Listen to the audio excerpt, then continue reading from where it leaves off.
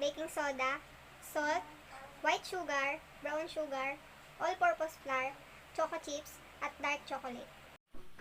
Magpe-preheat muna tayo ng oven sa 180 in 10 minutes. Ang una natin ang gagawin ay lagay ang ating mga wet ingredients. Oil, ating egg, at vanilla.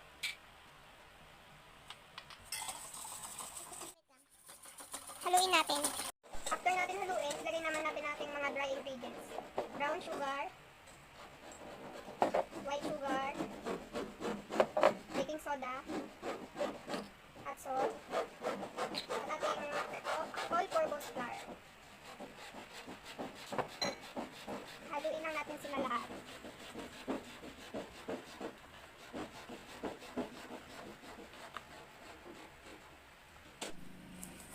Haluin lang natin lahat ng mga ingredients.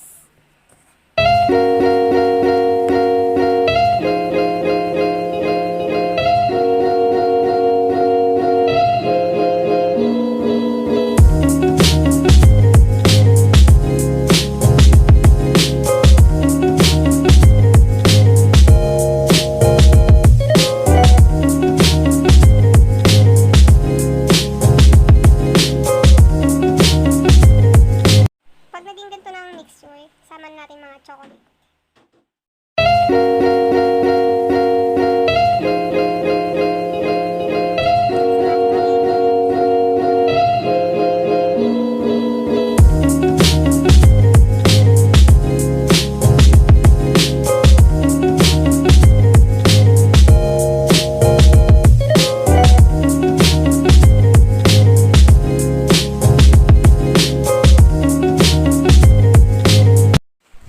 Pagkatapos natin haluin, i-scoop natin siya ng 1 tablespoon para pare-pareho ng size.